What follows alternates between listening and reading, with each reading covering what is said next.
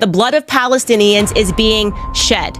Okay, that is not a libel against the Jews. That is a fact and a reality against Bibi Netanyahu and this government, which has gone extreme in their response to October 7th. So stop this tactic. Piers, can I, wait.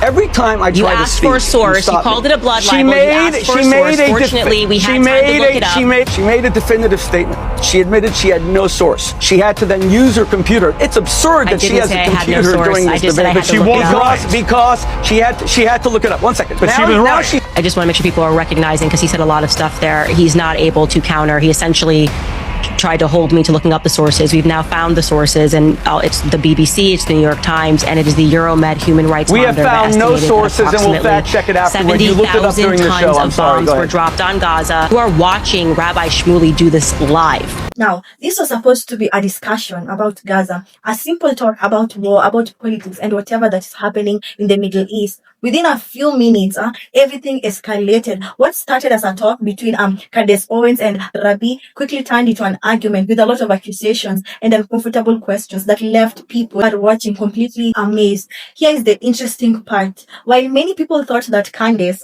would back down when things got tough, she did the opposite. Every time the talk tried to go in a direction, Candace brought it back to the main point. She did this again and again. Candace refused to let certain questions to go without answers.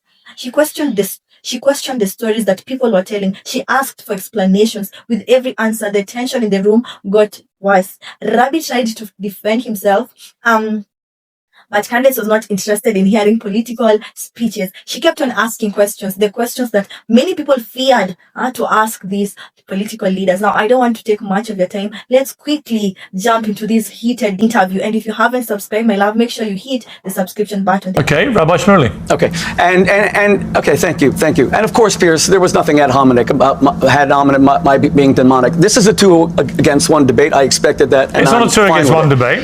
And I will, excuse me, no, it's a 2 against 1 You've debate. You've made no attempt to answer my question. No, Piers, Candace, let me speak. has been trying to answer my question. Candace just said, you're not. Candace, filth, demonic, there's nothing ad hominem about that. You are correct. You're right, Piers. Candace Owens just said that Israel dropped more bombs on Gaza than on Hiroshima. Hiroshima was an atomic bomb, Candace. You know, why don't you just read Wikipedia? Israel has nuclear weapons. They've never used them, so I have no idea what you're talking about. Now let's look at Israel's justified defense. Israel admits, and even Hamas admits, to a 1-to-1 civilian to combatant ratio of civilian casualties, which is a tragedy. It shouldn't even be 1. But remember, Hamas fires their rockets from nurseries. The United States and Afghanistan had a 4-to-1 ratio of civilians murdered for every 1 combatant. In the Korean War, it was 5-to-1. In Iraq, it was at least 2-to-1. Israel has the lowest per capita ratio of combatants to civilians. Candace should acknowledge that. That is what we call a fact. But you should hang on. You should also acknowledge then that there is a unique demographic in Gaza, where of the 2 million people who live there, half of them are under 18.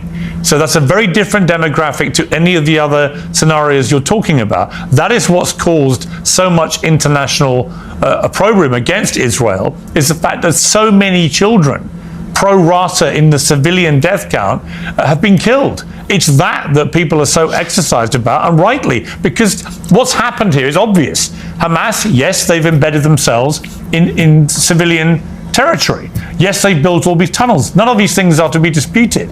But the problem with going after Hamas in the way that Israel has been doing is that the collateral damage, as they would put it, to so many thousands of children has now tested the patience of the world to a degree that vast quantities of the world are against it and want this to stop.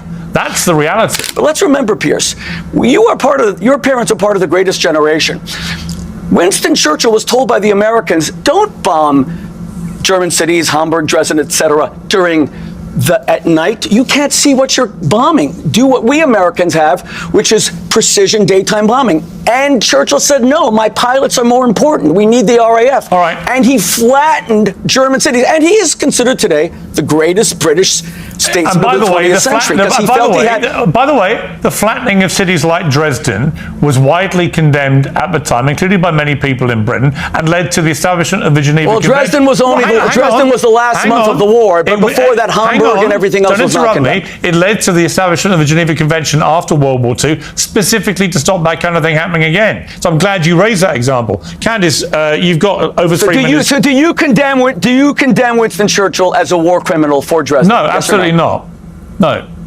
Why not? You just said that it was wrong. I was Winston Churchill as a war criminal for Dresden. Well, please, you said not, but why? If you're both going to ask me the same question, let me be clear. Winston Churchill was not a war criminal, right? But some of the ways that Why not? He bombed Dresden and killed 25,000 people. Yeah, he also saved the world from Adolf Hitler and the Nazis. Oh, he saved the world. So Israel's saving the Middle East from Hamas, Islamic Jihad, Iran. But it's not, though. Hezbollah. Israel's not doing that. Thank you for answering my question. Well, case closed. All right, let me go to Candace. If I could just interject here, just to respond to that, I was going to say exactly what you said, Piers. Like, Dresden was considered a Holocaust. It was, in fact, a war crime. And there should be debates about what happened in Dresden. It was absolutely horrific that a bunch of Christians were skipping off, on the eve of Ash Wednesday, and then they were quite literally reduced to ashes. It is wrong. And the fact that you are having to reference a war crime to justify what's happening in Gaza is not a point for you. It's completely awful. When people say, oh, well, look at what we did. Look at all these other horrific things we did. Why do you care about this horrible thing that's happening? I don't even understand that logic. It's completely ridiculous. Look, there is no person in good conscience who should be comfortable with the amount of death that's happening in Gaza. And yes, if you are going to correlate it to Dresden, that would be a fair comparison, except much more has been dropped on Gaza than was dropped in Dresden. So is it fair to call what's happening in Gaza a Holocaust?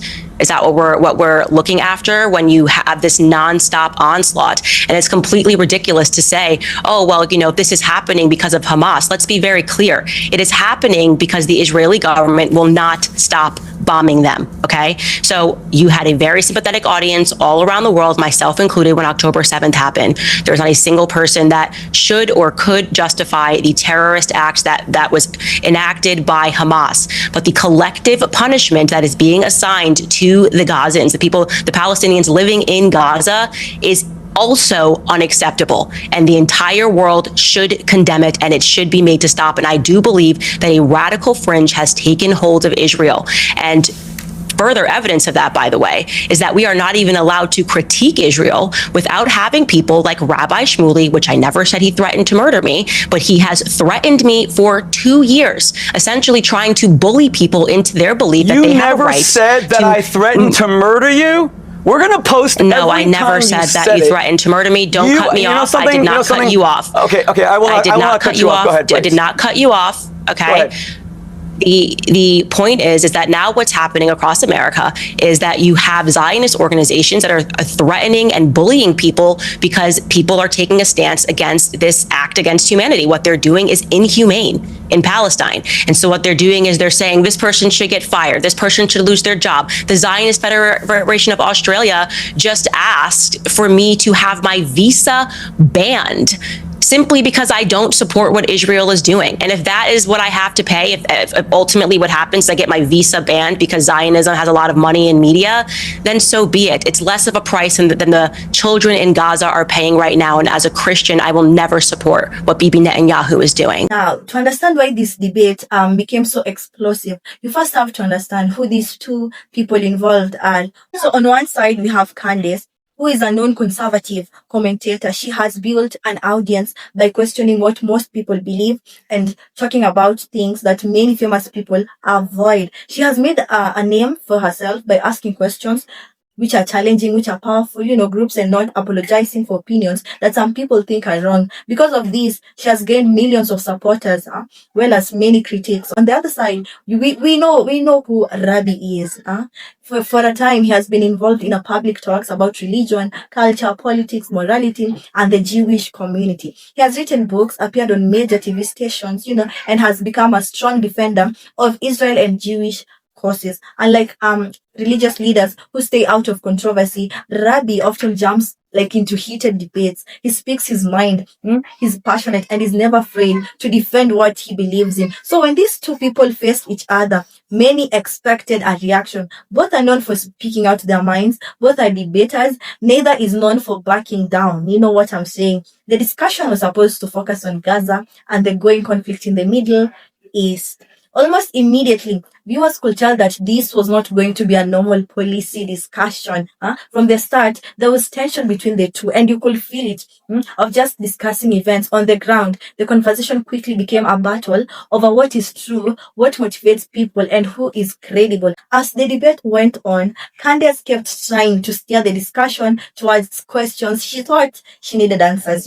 Whenever the conversation drifted away from Gaza, she'll bring it back again and again. Whenever broader topics were introduced, she will return to the issue she wanted to address. This created one of the defining features of the exchange. The debate was no longer about facts and figures. It became a struggle over what questions deserved attention. For Candace, the issue seemed clear. She wanted a specific concern discussed directly. She wanted direct answers. She showed little interest in letting the conversation move on before she is satisfied with the questions being answered. Rabbi, on the other side, he approached the discussion differently. He often challenged Candace herself, questioning her statements, her words, and the broader implications of some of the positions she had expressed publicly. As a result, the debate often shifted from discussing events in Gaza to discussing Candace Owens. This is where things began escalating of a straightforward conversation about international politics.